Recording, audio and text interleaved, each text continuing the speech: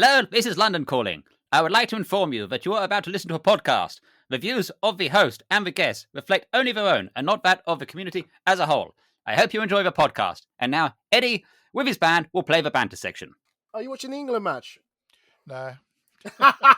How unpatriotic you are. No, but to be honest, I've not seen the whole tournament, so it didn't seem to be a bit mad just to watch the final with England. I know. And yeah, I mean, I've been so down, but I'm doing it on purpose so that when they win, my expectation can shoot up. If they lose, then I'm going to be able to cope with it. Let's put it this way. From what I've heard and the clips I've seen, Spain have been playing pretty good all tournament.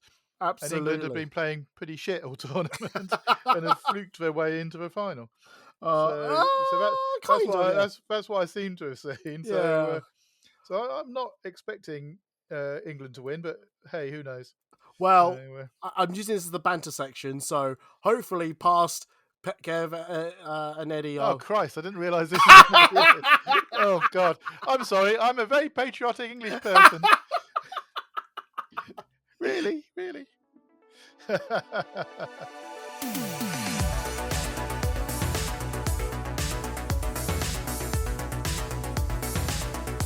Hello everyone, this is the Ed Talks About podcast, a weekly podcast talking about cosplay, Comic-Con and everything else.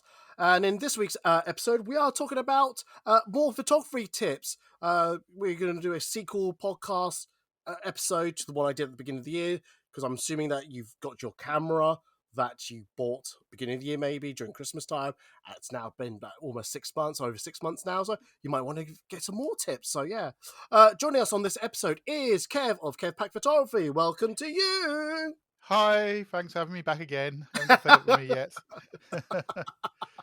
Oh man, hey, in a joking way, how's things? It's been a long time since I spoke to you. Yeah, like an hour. So yeah, in that hour, I have done some laundry. So that's how things are with me at the moment. So I've done some laundry. I mean, I've loaded the washing machine.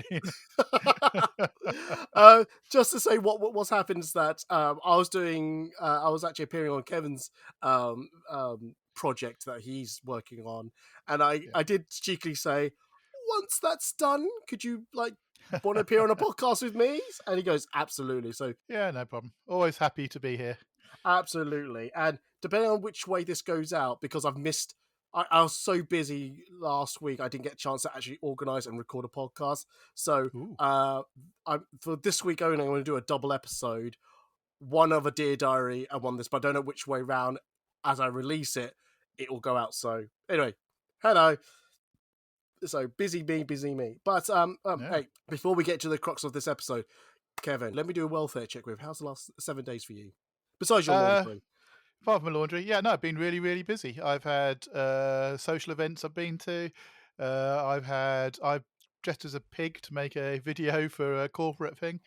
Yes. You saw that, yeah? Yes. Yeah, I have. I hope that nobody I know ever sees that. But I did send a couple of pictures out to people showing that here's me dressed as a Peppa Pig's dad, I think, or it looked like it anyway. Yeah.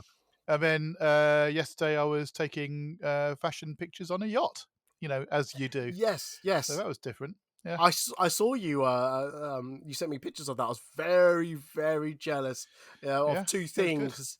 Yeah, I was like on my Facebook feed. I'm like, oh, there's a model who's like wearing latex. And I'm going, oh, I'd love to shoot with that person. You then rock up right on my post and go, oh yeah, I'm about to shoot with her. I'm going. I'm shooting with her on Saturday as well. And I was like, are you kidding me? Are you shitting me? This is not fair. It's not fun. I would say that the last time we shot together was probably about 11, 12 years ago. And I've been trying to shoot with her again ever since then. So it's taken a while. So. Oh, dear. I mean, I hate to ask, did she remember you? Or I don't know. We're friends on Facebook, but who the hell knows? Oh. But she's just a very incredibly busy model. So she was shooting here in Salford on Saturday, and then she got a shoot in Scotland on Sunday. So after leaving Salford, she was catching a train up to Scotland, And then she was back in Sheffield for Monday. So Jesus. it's the life of a full-time model, basically. I think. 100%. I Mm, bet I know who she's shooting with in Scotland. It's a photographer I keenly follow called Killer Heel Photography. And if I'm wrong, that's right. fine. But I Okay. suspect because I know he's Scotland based, so um, Right. Yeah. yeah, I just like his work, the studio work especially. That's all he does. But yeah, it's Yeah. a really interesting work. Anyway, but anything else Bit off besides that? subject. No, that's it. I mean, I'm looking forward to seeing you again next weekend when you come up to see the Batman exhibition. Am I? Yes, yes, I am. Yes, you are. Yeah, Which then reminds me, I still need to order another podcast to you record do. another episode record so that because I won't have time to probably record it. May have time to edit it, but not. Oh, I have no idea. This is my life at the moment. My Yeah, life. yeah. It's Uh, difficult keeping to a weekly schedule. It must be hell, to be honest. it is, Yeah, and I'm allowing myself to like have. If I miss a week, it's no huge issue to me. I think in the past it really mattered to me, but now yeah.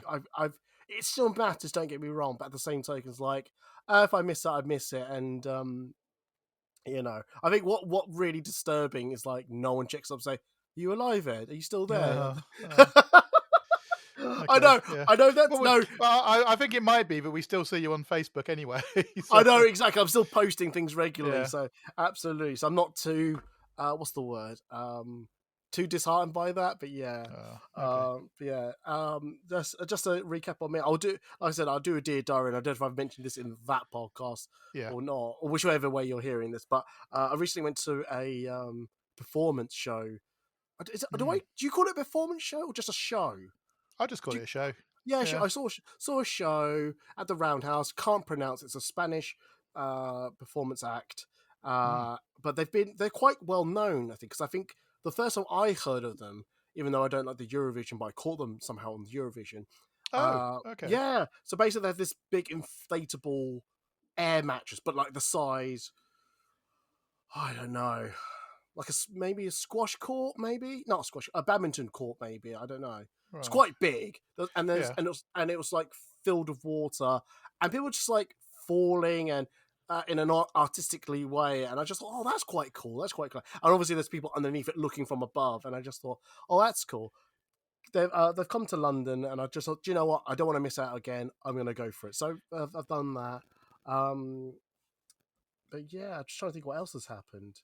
I've caught up with quite a bit of photography backup. I'm now backlog, Oh, good. Yeah. which is now maybe got to get to MTM photos I took in May. So Right. Oh, you're still further ahead than I am. So, but I have now made it so that I have no more shoots scheduled at all until we go to VeeCon. So I'm yeah, hoping that that gives me a chance to actually do, quite a lot of catch up between now and then. oh yeah, I know what you mean. I'm Yeah. trying to. What am I trying to do? Yeah, I don't. I've only got one planned shoot actually, which is the Thursday. So Mm. anyway, let's we're not talking about stuff like that. But yeah, well, No, this is obviously your what I'm up to podcast instead now. yeah. Yes, I do want to say out loud what the project was you got me involved in. So, No. Okay. Yeah. but no, yeah. Do you want to talk about it a little bit, or you? Not really. It's not ready yet. Fair So, enough. like a lot of things. But I will be able to say at the end of today where people can find me on the internet because my website is now up and running. So that's something. Yay! Because how Woo! many episodes of this podcast have I said you can go to the website, but it's not really there at the moment. It needs updating. So Oh man. But yeah, well, I look forward to the end of this episode. Cool. Right. Okay. Let's get to the, as I would always say, the crux of this episode. So, like I said at the beginning of the year, I thought it'd be a great idea to do a tips tips episode about photography because maybe you got a camera at the beginning, during Christmas, and go, oh, what? But like, I thought, let's do a beginner's guide what to do with that camera. And I thought, you know what? It'd be quite nice to do a follow up onto that with the same guest I had of Kevin. So we will carry on from that yeah, point of here we view. are again. So Yeah. just to yeah, and just because you haven't heard of it or you haven't listened to it, which is not an issue, I think a lot of it was about literally the first steps about it wasn't like beginners guys like this is aperture priority. This is manual mode, or oh god, what's the time Shutter one? priority. Thank you. Shutter priority. Is it all? We're talking about things like, should you put it into auto mode?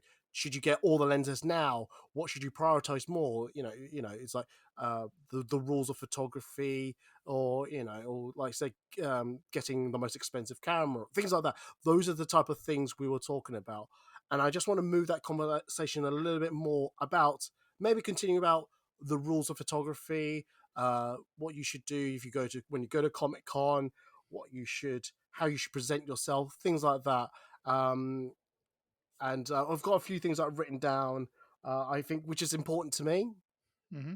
and I'm sure Kev will jump in with some of his thoughts and ideas, and we will just discuss things and expand on the ideas and things like that. So let's do it this way round. So if you are, I'll go first. So if you are Yeah. a newbie photographer and you've got some skills, you've got some experience taking photos, you're happy at the level that you're at taking photos, regardless if it's full blown editorial photos, snap and go, those type of range. I've written down here is like about contacting cosplayers ahead of time before you go to the Comic Con. So obviously, you're like scrolling through social media, you see that go, "Hey, I'm going to be at this Comic Con. We're wearing this cosplay." It's always good to also to like contact cosplayers ahead of time so that you can um work with them and things like that. But I think as a beginner photographer, that's going to be a bit daunting, a bit scary. So Mm. Kevin, from your point of view, if you were, from what you know now, but you were like baby Kev with Yeah. camera, Baby, how well, would you?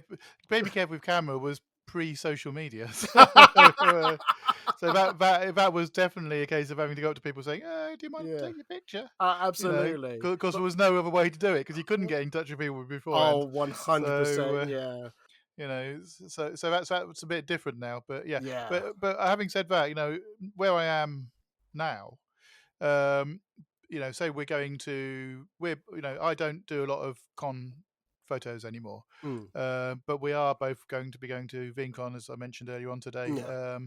in next month now, isn't it? Yes, So yes. we'll be going out to that. So what I tend to do is I see who's posting on Facebook in the Facebook group. Mm, I see what what they're planning on doing. I mean, I'm not interested in all sorts of cosplay, and I'm sure it's the same for most people. I'm not a big person into all the Disney princesses and things, mm, and I don't think what I do photo wise necessarily would suit that. But I have a look through and see if there's, because I know I won't be able to photograph anything, but I want to make sure I do photograph something, and especially the stuff I'm interested in.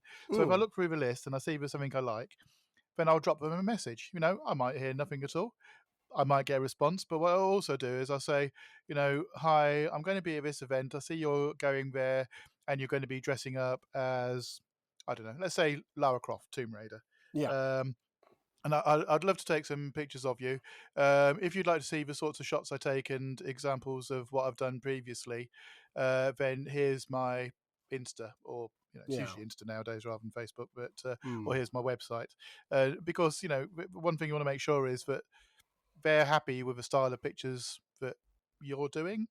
yeah, Because it might because obviously if you're some person that's a newbie to photos, and this is some uh, say world famous cosplay guest that's coming in who works with top photographers all around Europe or all around the world. They might look at your pictures and thinking, well, I'm not going to get anything out of this for my portfolio. Is it really worth me spending some of my precious time at an event with you? mm. So you've got to be ready for rejection. There's no two ways about that. Oh, So absolutely. but if you don't ask, you don't get a rejection, you don't get an acceptance. Oh, absolutely. But I So was I gonna. don't. So I don't think it's a bad thing to get in touch with people and ask. But as long Mm, as you don't take it to heart and get upset if either A, they don't respond, or B, they do respond but they say sorry, mm. I can't do it. So Yeah. yeah. I mean, the thing, because the one thing that just popped into my mind when you were talking about was that what happens if you don't have either a big portfolio of photos You don't or have to very be a big limiting? portfolio, or Mm, you just say then that I'm just starting out. I've only taken some pictures of my friends. This is what I've done with them. If you've say had your camera for Christmas, we're now July. You should have taken a few pictures by now, even if it's just of your family, your partner, your pet dog. mm, So just to give them an idea of what you're about and what your level is, and then as you start taking pictures, obviously that's when you start putting together. Something you can show people going forward. So if I look at my Instagram only has 15, 20 pictures on it, mm. and I do create that. So as I refresh it every sort of 12 months, 18 months with new pictures that I'm happy with, and take down some older ones I don't think are quite so similar to the style I'm shooting in now. So because as you get more experience and as you shoot more, we get bored with what we've been doing and our styles change. So, that's when you're updating your online portfolio with, some of your more recent work to show, what you're shooting now. So it's even if you've been shooting a long time, it's still a continuous process. You shouldn't Mm. just be, well, I've got some pictures up there now. I don't have to do that anymore. I can just say, this is what I do. And, never change. Because if you never change, you never learn and you're a bit boring. Sorry. Absolutely. And Sorry if that refers to anybody. I don't mean it to. Definitely oh, don't. oh no! Do you know what? I'm gonna attach a bit more that I personally think about a portfolio layout type of thing, Mm. and I would definitely say, for me, I would try to avoid bulk upload of an event. Yes. That Yes. don't I agree. I think you need to decide if you want to show off your skills, your capabilities, and work with people. Upload to your portfolio, be it Instagram, Facebook, Twitter, the best photo, Yeah. the best pose of that character or that cosplayer, things like that. No one's going to sit there and look at 300 photos of that event, click, click, click, click, especially if the first 10 are of similar poses, similar angle. There's not real change from the first 10 photos. They think, what? I'm not going to sit there and go through every photo and go, yes, that's the photographer who I'm going to work with. Yeah. And when I say, and also just to add to the best photos in your eyes, I would also look at the variety of the photo you want to show off. Do you want to show off that you got different? You're capable of looking at different locations at an event, the type of people that you work with, because I think that's very key. Because I think if you don't show or can show that you work with a lot of different people, there's subconsciously I think sometimes people think, oh, you only work with the same 5 people. I won't be able to get in into that crowd, and I'm sure that's not the case, but that's the sometimes the unconscious thinking that people go through, especially when I look at photos on other photographers profiles. So I think a good range of people as well really helps as well. And if you've got different styles, as Kevin was saying, show off. If you do things like normal natural light photography, uh, artificial lights, light painting, things like that. Mm. Again, it just helps triggering the brain. Go, oh, that's spicy. That's really nice. That's really exciting. Oh, fuzziness, that type of thing. I would say that for me is a good profile. I'm not saying what we're saying is the what's the word?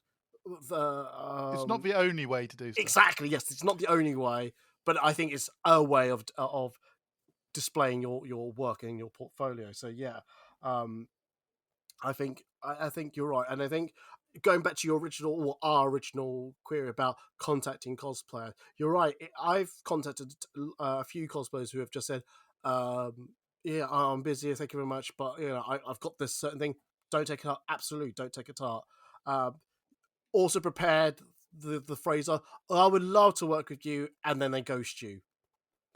Yeah, I well, get, even if you do arrange to see somebody at the event, yeah, there's no guarantee you're actually going to see them because exactly.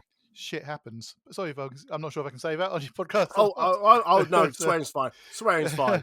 but Uh, but life gets in the way. Things oh, don't always work out exactly as you expect them to be. So even with 100%. best laid plans, things can still happen. Yeah. Yes, absolutely. So I would just prepare yourself and things like that. And if someone drops out, if you're at a Comic-Con, there are literally thousands of cosplayers there.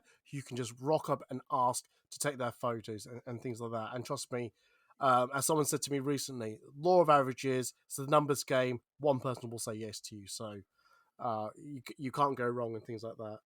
Mm. I was going to say, Kev, there's something more to add to that little topic. Is there one that you would like to give out an advice about? I would say that if you're just going to an event or you're approaching people online, just be conscious of people's ages. Oh yeah. That's just something to be a bit careful of. We were just thinking when we were saying this. I've been. Sometimes it's not always obvious, but you don't want to be, just cold calling sort of teenagers and to meet up at a convention. Really, that's something to be aware of. And even if you're at a convention, then I'm always dubious about approaching somebody that looks either on the younger side to ask for photos for the same reason. Yeah, just be sensible. Yeah. The amount of times I've walked past a cosplayer and going, I would love to take your photo, but from the outset I'm going, but you look so young. I don't know if I feel comfortable that if I found out you were under 18, even though I've done nothing wrong, how I'd feel and things like that. So yeah, well, you shouldn't really be taking pictures of people under 18 without their parents' permission. Exactly, So that, it's a difficult one. And how do you get out of that? Because you say, it's because the most events are meant. Oh no, they are family friendly and things like that. Yeah, they are. Yeah. It's hard because you think, oh, if they don't mention it themselves, oh, by the way, I'm under 18. You assume they're of age, but again, it's again between you and me. How often do you ask someone to say, oh, by the way, are you over 18? Yeah, well, I must admit, well, back in the days when I was going to London MCM, I was shooting out the front somewhere. I can't remember where it was. It was close to the steps, and there was somebody that was clearly underage, which I was definitely avoiding and asking other people who were clearly over 18 if I could take their pictures. And then I had an angry mum come up to me complaining that I wasn't taking pictures of their child. So you can't win. But I said, okay. Well, I said I didn't even know that this parent was actually with the child. Yeah. So because they'd just been sitting on the steps, totally ignoring them. So while the child had been running around like a child. So you just can't win, can you? No, so you can't win. You can't win. But No. but yeah, if I'd gone up to their kid as just some, I would say middle age, but I think I'm past middle age now, man, and just approaching some sort of kid and saying, "Would you like to come into the trees for me to take some pictures?" Exactly. I'd get arrested on the spot. Exactly, and it's such a precarious thing to do. So yes, I think that's a really good. Be careful. Very good thing to mention. And I think I would also add that if you do let's say you've just taken a couple of photos of a cosplayer, and you then go, oh, I should just check their age. Are you over 18? And they say, oh no, I'm not. I'm under 16. I think just to clear the air, I would just go, I'm so sorry. Then do you know what? If I can't see your parent and I can't get any contact, I'm just going to delete your photos there and just show them you've deleted the photo and just explain why. Because I think you've got to explain to them why. It's a shame because obviously they want their pictures as well as everybody else. It's but yeah, it's not something you should be doing. So be careful. Yeah. No, 100%. I think that is something you definitely need to keep an eye out for. And like I said, hundreds of cosplayers I've walked past and I've just gone, I wish I was confident enough to know that you're over 18, but I personally don't want to take the risk. And to be fair, when there are parents around and you do ask about, because it's definitely you ask the parents, so it's not the child, can I take a picture? They are so excited when they do actually say yes. Of course. And then you speak to the parent, like, say, oh, where's the contact details that I can send these photos to and all that. Definitely show the back of the camera. That's always the top advice. But that's the other thing as well that we should say, that if you can, make sure you've got some sort of place where you can send people to find the photos. Now, whether that's the old way, which we used to do with business cards, or whether it's just knocking your phones together to share something, or you can get a QR code where people can scan it to bring up your website or whatever. Just make sure you've got something, and make sure you can pass it on to people when you've taken their photos, because you see it after every con, people posting in the group saying, "I was had my picture taken by this person who looked like this, but I don't know where I can find the pictures. Can anybody help?" Yeah. So yeah, 100%. Yeah. I think it helps sometimes to have a very memorable name or a kooky name. I'm yeah. But just when it's my pictures were taken by some short Asian guy, and it says, could have been Eddie. I don't know, possibly. I take such offense to the short part, but at the same time, like, yeah, I can't really argue too much. God Yeah. damn it. Yeah, but like I said, you're not the only Yes, below I know. average Asian person. I hate you, Kev. Well, I'm 6'3", so I can say that. No, absolutely no. It's fine. It's fine. So, I can take a good joke. Oh man, I think if that's one of your tips, I'll move over to my one, and I think a good rule I've been employing since literally I first heard of cosplays.consent, and I've heard real stories about inappropriate contact from. So I would say to people, regardless if they're your friends or not, maybe you can probably give a little license to your friends, but if you're approaching a cosplay you certainly don't know, seriously, don't touch them without consent. Well, no, I'll just say don't touch them. Yeah. Well, if there's something which is a hair out of place or something, a label sticking out, what I tend to do is I'll show them on the back of camera, say, look, can you see this? Yeah. Have you got any friends, or can you sort this out? Mm. But I wouldn't even volunteer to say, are you okay with me tucking Yeah. this label back into your skirt or something? Absolutely. I definitely would not even suggest that.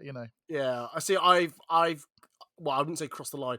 I'm okay about like maybe hand placement. Like I hold the wrist and so you can just move it out to the side maybe and things like that, or raise it, turn the head.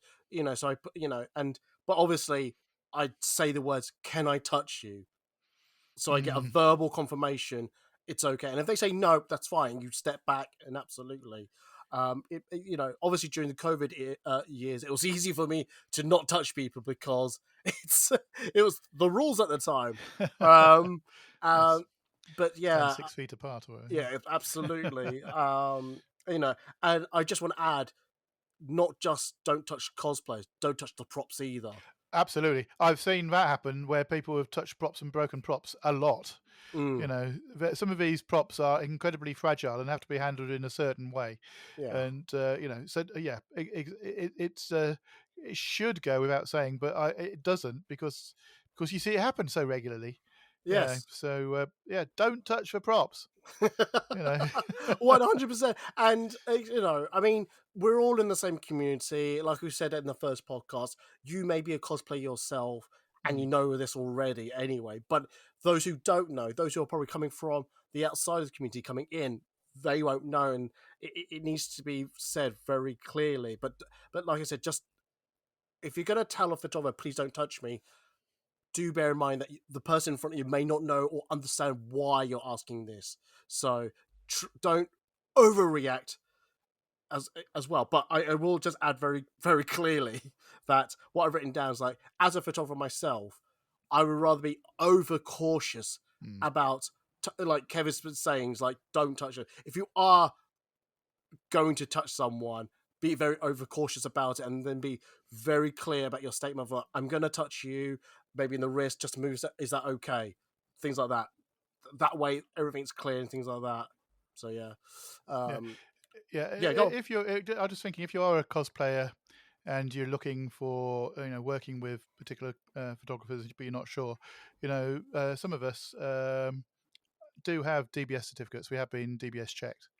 So I have a DBS certificate. I don't know if you have, Eddie, but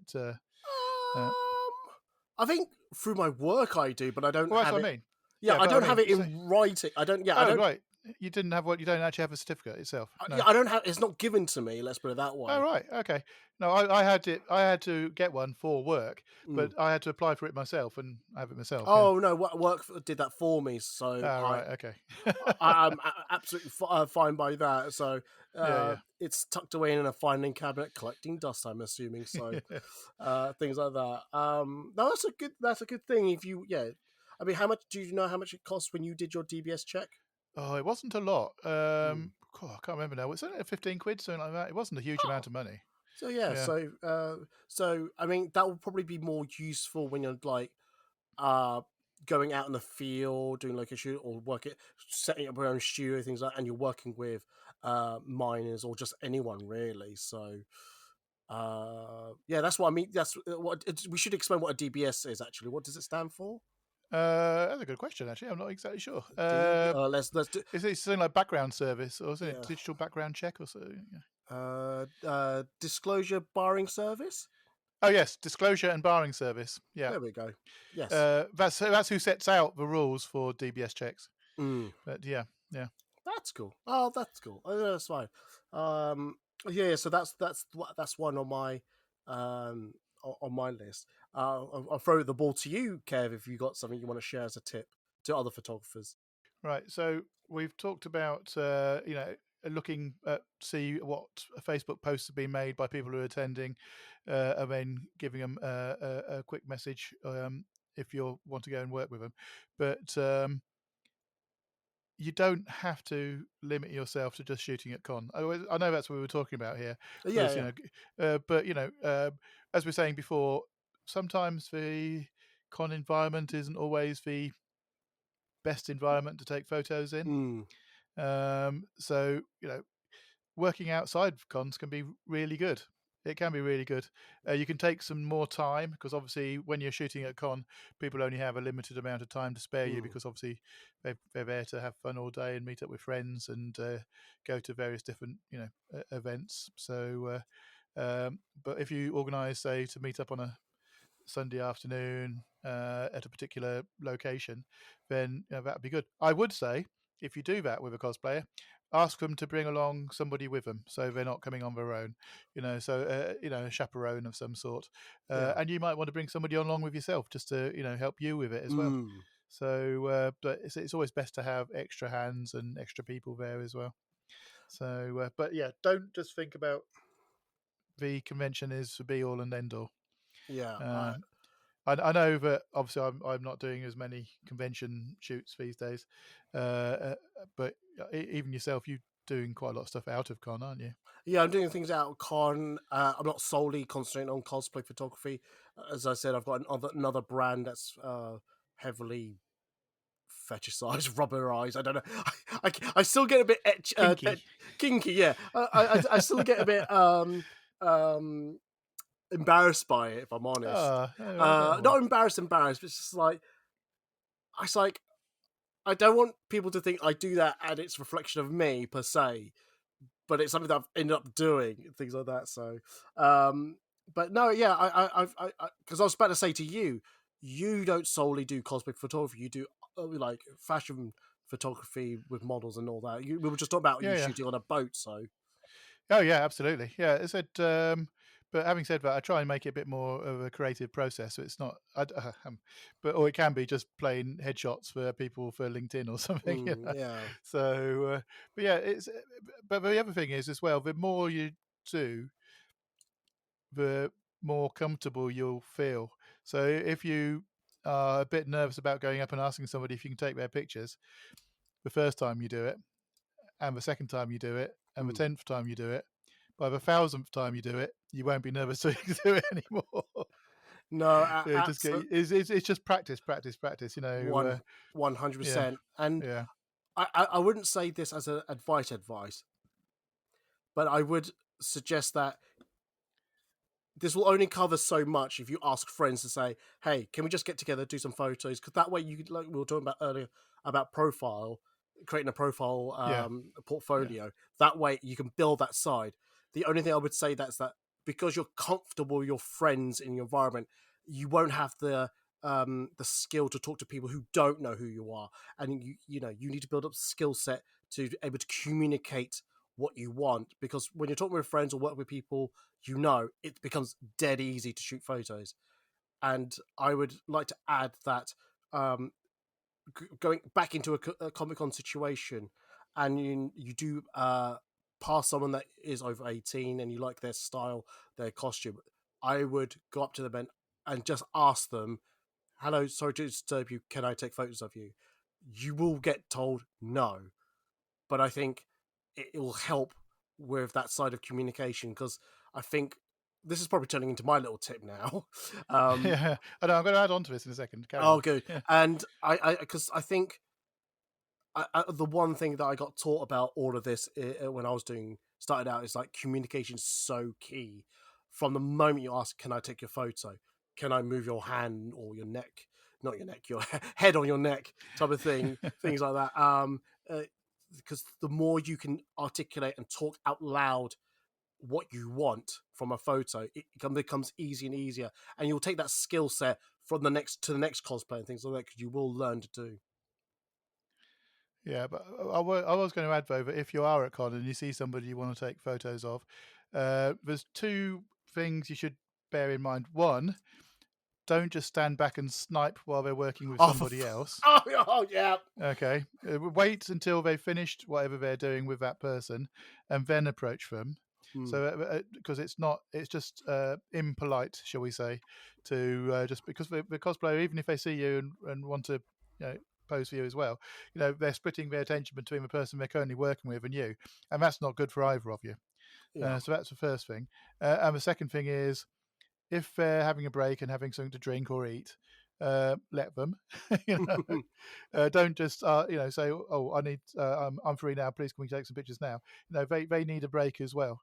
So don't interrupt them when they're sort of eating, or don't try taking a picture of somebody the other side of the room with a long lens, halfway through a snack, because that's not really on either.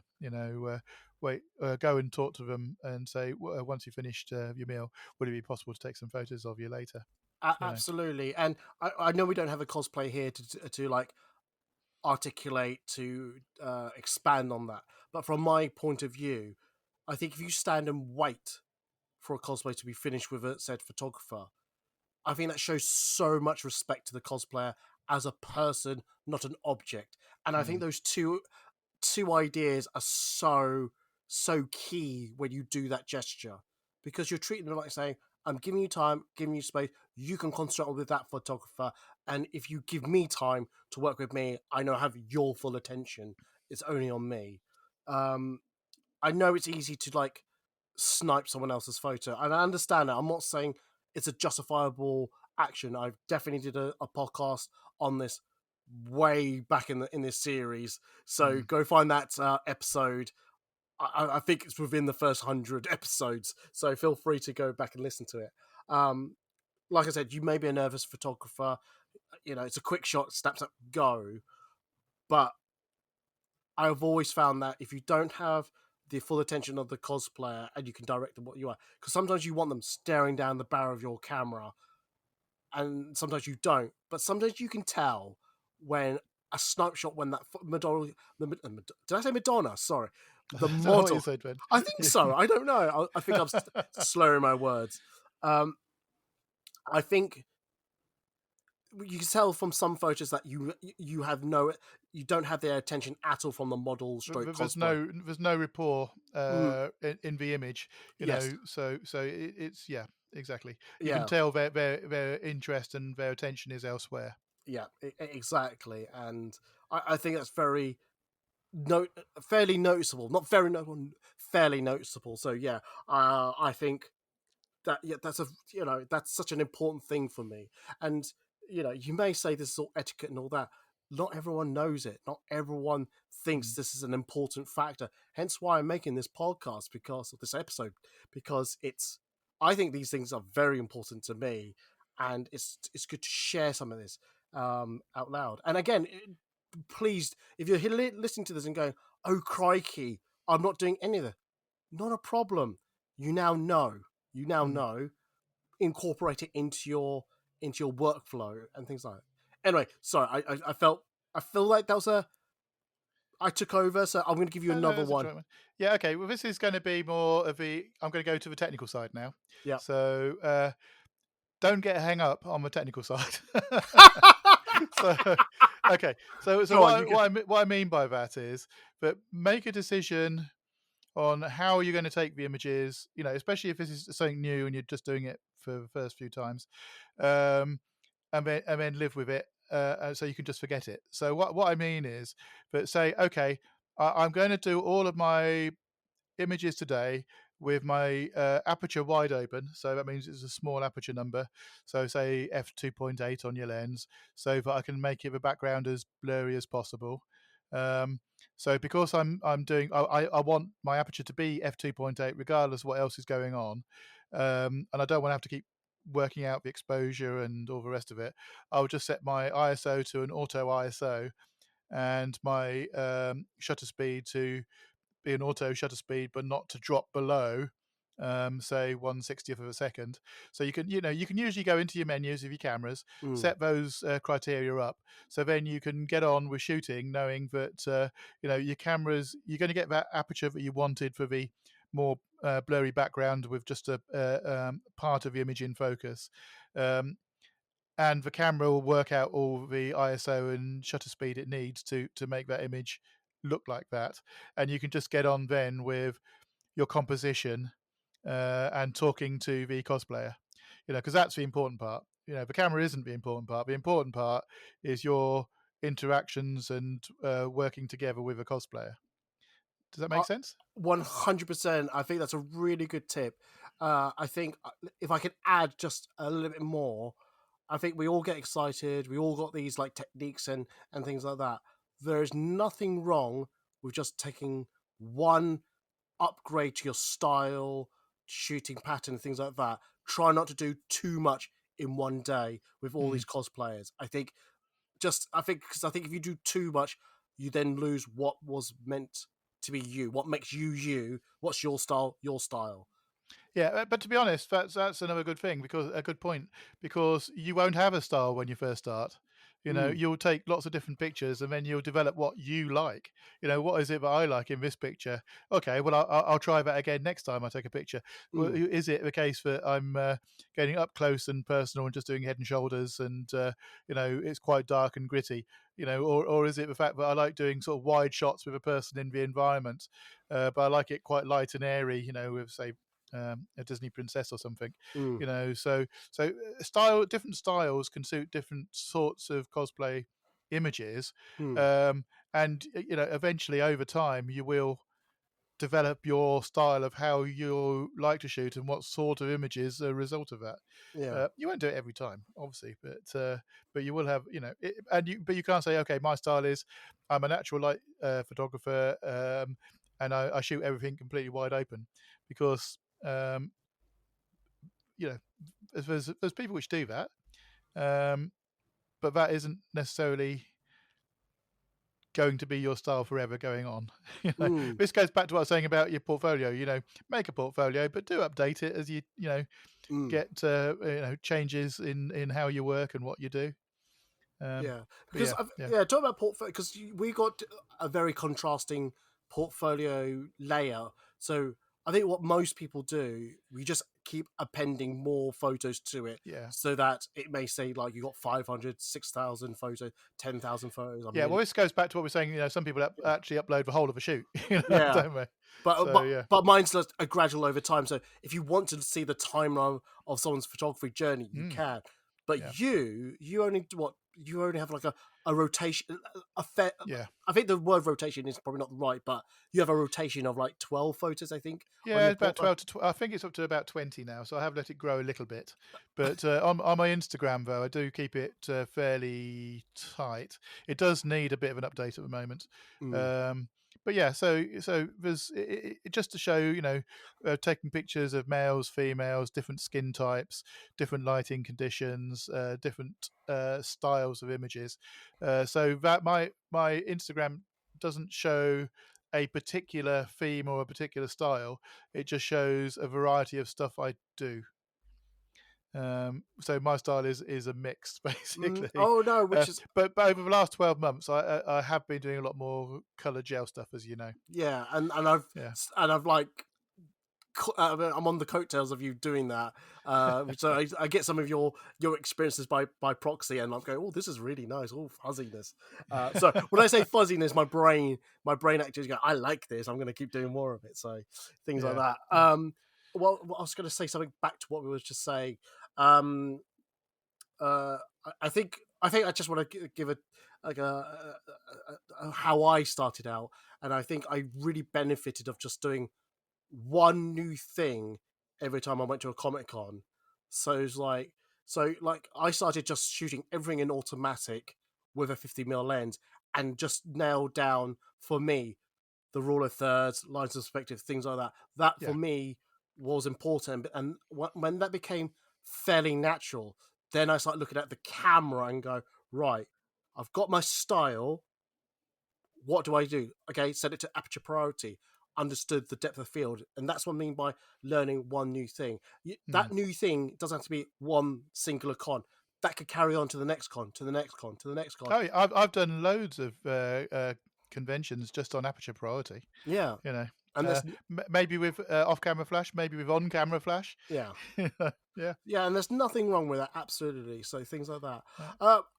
Actually, something that just popped into my head, and I just wanted your opinion on this, because I think this is quite a divisive comment, and I sometimes don't know where I sit on this comment, which is how do you feel about other photographers copying, using, taking parts of someone else's style? What you mean, like you copying me when I set up a shot? 100%. Is that what you're trying to say? Something like that. I hate you.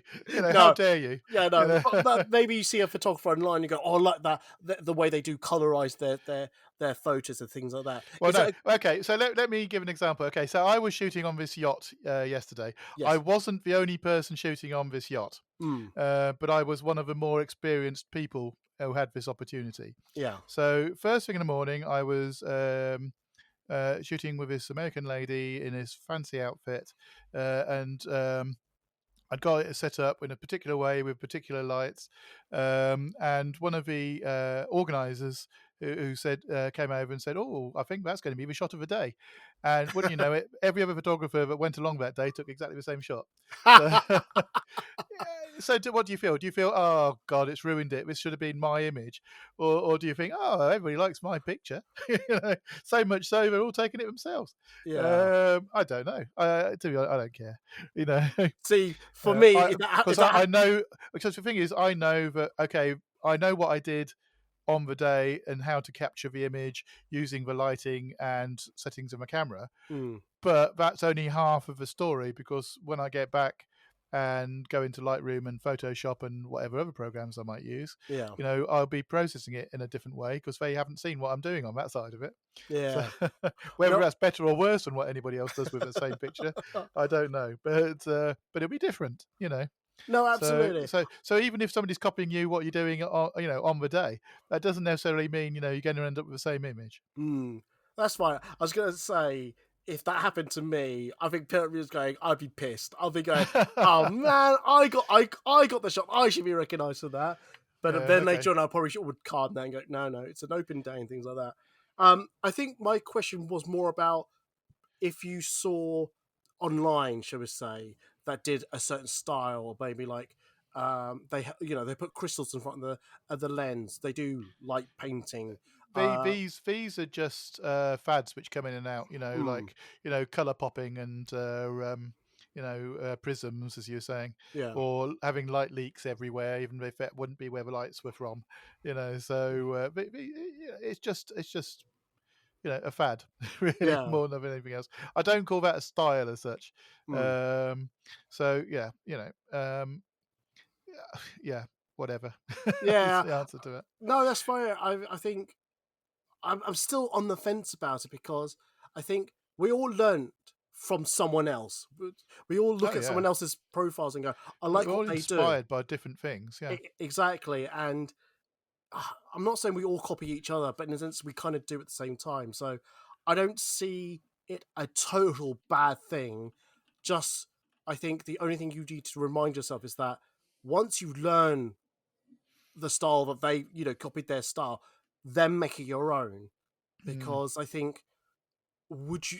I don't know if you're going to shout at me for this, but would you want to be known as the secondary of that style? An offshoot of that type of thing. I don't think people are though. I think Mm. everybody's got their own thing they're really really good at. It's like if you talk about your other brand, would you say that you're influenced by somebody like Bob Carlos Clark? I don't know. Would you Yeah. consider that? Do you? Um, Yeah. I don't know who that is, so I'm like going. So probably not, but I think in certain ways, obviously a lot of his stuff is black and white, Yeah. but I definitely can see a lot of it, his imagery is sort of very sort of along the same Mm, areas that you're interested in there. yeah. Yeah, without going into too much detail. Yeah. So, Yeah. but yeah, no, we're all going to be influenced in some ways by different things, Mm, whether that's other photographers or working in other genres, or whether it's your mate who you happen to pop along to events with. yeah. So I don't think that's necessarily something to worry about too much. Oh, okay, cool. No, it was just a curious question to ask because, like I said, it's like I don't fully know myself where I sit on this fence. So, okay, it's quite Mm. good to get your perspective on Yeah, that. I see. I would like to be more like Bob Carlos Clark. To my friends. So Oh, fair enough then. Fair enough then. I don't know where we're up to now. I've lost track of who's asking who. So I'll it throw it doesn't to you, matter, does Kev. it? Oh, yeah, it doesn't Okay. really matter. But I'll throw it to you, Kev. Oh right. Well, you're asking for another tip. Yeah. I thought you were going to ask me a question. No. All right. So what we said. Okay. So oh no, I'm struggling to think now. So don't worry about the camera. Mm. The next question is though about when do you start thinking about lighting? Uh, Oh, yeah. is that what you'd call an advanced skill after you've been doing things a while, or do you Mm. start with it?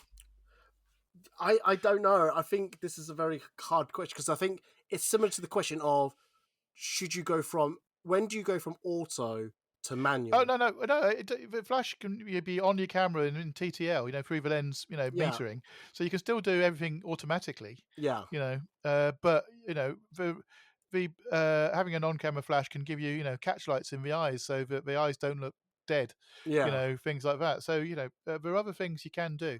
It doesn't have to be used to. You can use it more to illuminate the person so you can Mm, have a background a little bit darker and the person a little bit brighter.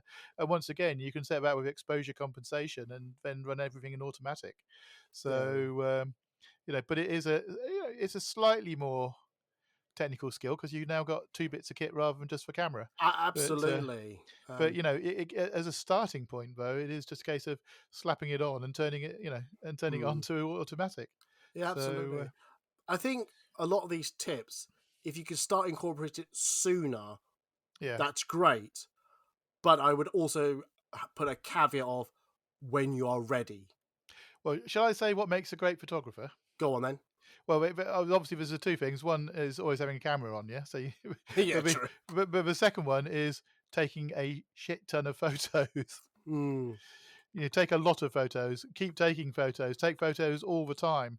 Take photos of everything.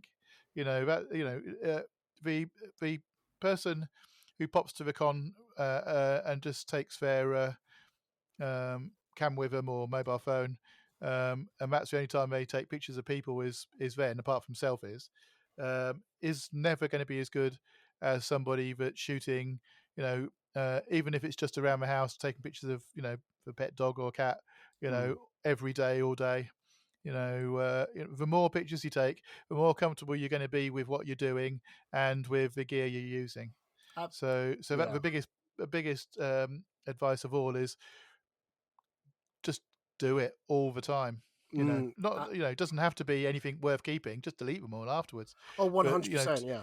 keep taking pictures, and you learn what works, what how to set things up. Just play with things.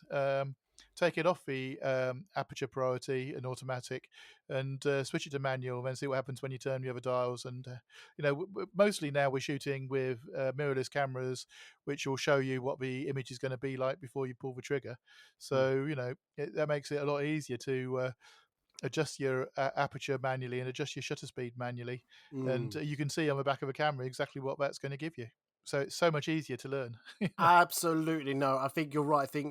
I think the difference between like cellular film camera to digital cameras that you can just take hundreds of photos. Not obviously, please don't take 100 photos of the one cosplayer in the same pose. Try to vary up a little bit, but the fact that you can just keep trying until you feel like, yes, I've got the photo, because you can see the back of the camera. Please show that photo to the cosplayer as well, so that you're both in agreement. That looks good. And I think, yeah, absolutely. I think the more you take, the more you learn, and the more that you understand yourself what works, you naturally start knowing what works, and you'll naturally do that straight away, rather than taking you, shall we say, 50 photos. You'll get it down to maybe 10 photos, maybe 5 photos. You'll get it, bang on. Yeah, no, absolutely. Yeah. Yeah. Yeah, I think that's about it. I just want to put one more thing, and then we can call it a day. So if there's nothing more that we'd add to that one, let's do my last one, which is, because I think we both do different approaches to Comic Cons. Not now, but let's say when you're doing Comic Con photography. Actually, do we? Well, I've always done this for many years. Right. I know Yeah. I'm going round in circles here. I know I've been doing this for many years now, and I've always been very comfortable about scheduling a shoot with people, like you said, contacting them, or opening up to, like, go to a cosplayer forum, like Facebook groups and things like that, and just say, hey, I'm a photographer, I've got a schedule, book with me if you want. That's always worked for me. There's a lot of photographers out there who that I know don't do a schedule. They tend to like go, oh, just call me on the day, message me, that, or they see someone on the day, they would just walk around and just say, oh, can I just take you away for like half an hour, maybe 20 minutes? Some take for an hour and things like that. The time thing is always a bugbear of mine, but that's my bugbear. But what is there in your mind? Is there a correct way of doing it? Should people more gear towards scheduling, or I personally like to do a little bit of a mix. So, say with Secret Con. So with Secret Con, yes, I'd done the same thing I've just talked about. I'd gone through the discussion groups, see what people are doing, and see who's going to be there. Then I'd contacted people and put together a list of what I wanted to shoot, and I had some ideas because I'd seen the venue before where I'd shoot them. And then when it came to the day, I'd still got gaps in my schedule. I don't want to fill it all up. And in those gaps, it might be that I need to pop to the loo, or it might be it's time for a cup of coffee, or it might be a case of, I've seen this couple of extra cosplayers there, which I really like their outfits, but they've not been on social media about them. So I'm going to approach them and see if they'll be free to, come with me when I've got some time in my calendar to do that. So I like to have some fixed time set, just so I know, that I've got a plan of what I'm doing, and I can plan in advance. Because I think you were saying this before about, if you plan in advance, then you've got an idea of what you're shooting, so you can think about posing and how the images you want to come out before you start. Whereas if it's just ad hoc, then it's more thinking on your feet and trying to do that. So looking back at SecretCon, I did see somebody dressed as a Nuka-Cola girl. oh yeah, Which wasn't anybody I'd seen on the forum. Nobody mentioned it beforehand, but it was thinking, I like this. I know what I want to do. I've seen the posters for Fallout, in the game. So yeah. So then I approached her. Have you got a bit of free time? And then went off and did that. So even though I hadn't done the planning about what posters would be suitable, because it's something I was already semi-familiar with, then I'd got some idea of how we would do it. I suppose you could say, even if you look at Star Wars, okay, neither of us are big Star Wars fans. We've discussed that earlier on today. Oh yeah. But I've got a rough idea of how people hold their lightsabers. Yeah. So you, even if you haven't planned it in advance and decided exactly on the poses and how you're going to work it, you can think of a few things on your feet. But if somebody comes up to me and asks, "Well, would you mind taking some pictures of me?" and it's something I have absolutely no idea what it is, it is going to be more of a struggle. Just to make sure that it's appropriate and it works for what they're trying to do. And then you've got to rely on them because they do know the character, because obviously they wouldn't be cosplaying something if it wasn't something they loved. So then you are really in their hands about what sort of poses would work for this. No, absolutely. So yes and yes is the answer. Yeah, yes, I do schedule, but also yes, I do some things ad hoc. No, absolutely. I think, to be fair, I kind of know the answer to this question, and I think this is a very personal question you should ask yourself. There will be someone who, for me, I've learned over the years that I like a very structured day. I need to know who I'm shooting so that I'm easily could just take the photo with the poses that I've got planned, just in case that the cosplay in front of me doesn't know how to pose, or I've done the common type of the most popular poses for their character, things like that. So for me, I like that structured day. I need to know who's who. Don't get me wrong. I have in the past. Recently, I've lessened it, but in the past, I do, as you called it, ad hoc photography. When I pass someone, go, "Oh my god, I missed it there." But if I now look back at those photos, for me, I'm not maximizing that character to its fullest with my style. Hence why I gear towards a scheduled shoot and avoid, not say avoid, but I lessen the ad hoc photography. But what I've just said is a personal opinion to me. So it's a personal experience to me. And I think if you're thinking about doing scheduling, give it a try. You might like it. You might find the rigidity of it too much. If you like it, like Kev does, 50-50, that might be the best approach. So I will just say a warning: if people which do think about scheduling, don't overschedule. Fuck! Oh god, yeah, that is such the hard lesson to do. I purposely make sure, just in case I get delayed at 9, I don't start my day at 9. I give myself at least an hour to get into to London or not, but sometimes that's not always possible. Give yourself time between the shoots. Give yourself time to use the loo and get a drink. And lunch, get food and lunch. Yeah, exactly. Yeah. I've seen people schedule shoots every 15 minutes from sort of 8 o'clock in the morning till 8 o'clock at night. I mean, you're going to die. Absolutely. And then they're going to go, "Oh, how did I get this backlog?" Because you shot every 15 minutes. Yeah, you cannot shoot everyone. That's really important to learn. You cannot shoot everyone. And I think that's the best tip we can give to anyone. You will not shoot everyone. You won't be able to take a photo of every cosplay of the day. So don't try. Don't even bother. And I've had to learn that lesson the hard way, and I've gotten used to it. You're still not very good at it. I don't think I've gotten better now. Well, you're better. Yeah, you are better. But no, seriously, like this year. Right, okay. I know what it's been like at every VinCon when you're running around after everybody, really. So relax, take a break. I know. But the thing is, if you're talking about VinCon like that, I think I'll still be running around in the pool area trying to get every photo. You're not the worst at this, I will say. Definitely not. And not by a long way. And we won't name names, but no, I won't. Yeah. Yes. But yeah, no, absolutely. I think that's a good last thing to say about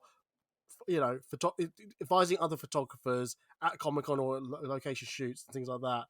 Is you don't push yourself to the edge, because at the end of the day, you still want to look at these photos and go, "Oh my goodness, I got to edit all these photos somehow. When will I find the time?" And I've always said, not all Comic-Con photographers are full-time photographers. This is more of a hobby or just something extra they do. So where they're going to find the time is beyond me. So yeah. Excellent. Well, Kevin, thank you very much for your insight into this. It's always a pleasure. 6 months' time, shall we come around and talk about more about this? Yeah. Now you're an expert and you've been to a dozen cons. What do you do next? Where do you move on? Where do you move on? Exactly, 100%. I think, to be fair, I know what I would talk about in that one is, which we've already done a podcast, an episode on this, but we can revisit the, setting up a studio day, because I think they're the fun days. They're the good days to have, and why it's different. But don't do what I did and just do a general invite out to everybody in the world and then think, oh my god, how am I going to cope with hundreds of cosplayers that are now turning up? So 100%, 100%. Oh goodness me! Learn from my mistakes. Learn from all our mistakes, and this is what we're trying to say: is that we've what combined? No, I'll say it from my point. Look, I've got 10 years of experience of amateur, semi-pro photography behind me. I've forgotten more than people will learn about photography from an amateur point of view. It's unbelievable how much I made mistakes and gone, why did I do that? Why have I put myself in this position? And whatnot. So yeah, absolutely. Anyway, I think the perfect place to end the podcast. Let's do that. We will do a podcast extra. Still need to think of what we're going to talk about in that. I'm hoping something photography like. So we'll keep it photography general. Maybe let's call it photography unscripted for now. Well, it definitely is unscripted. Yeah. Cool. Kevin. Yes. The time has come. Yes. Drum roll. You Kevin. Can find me at. Let me do it properly. Okay. Kevin, where can they find you on the social medias or online? They can find me on my website at cosplay.co.uk. The website has already been optimized for computer, and it's almost finished being optimized for mobile. So it doesn't work. It doesn't look quite as good on mobile, but it's looking pretty good on the PC now. So please come along and see me on cosplay.co.uk. If anybody is in the Northwest and would like to shoot their cosplay, or if there's any cosplay photographers who would like to come along and actually I don't know, shadow me while I'm doing something, you're quite welcome to get in touch and we can see what we can sort out. And I will just say, as a Trustpilot-esque review, shadowing Kevin is one of the best things you could do for yourself. He is absolutely brilliant at giving you advice, ideas, assisting you as well. We did a shoot at the beginning of the year, and I had this idea of doing light painting, and I didn't realize that I needed an assistant to help me with another element to it. And Kevin was just, without prompting, he just said, "Oh, we need to do that," and he just helped me out. So, just want to say that to you, Kev. Yeah, cheers. Thanks so much. It was fun. It was fun, absolutely. Yeah. Anyway, so that's thank you very much for your socials. This will be in the episode description. So if you missed any of that, there should be clickable stuff in the episode description.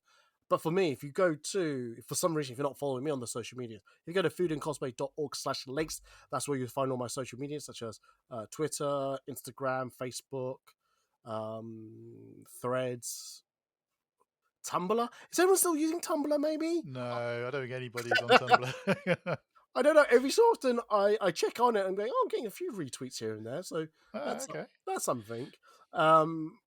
Where else do I see? If you go to foodandcosplay.org, generally you'll find daily cosplay photos. I'm trying to get back into the article writing when something comes to mind that I feel like I like to share something. So it's not regular, but it'll be there every so often.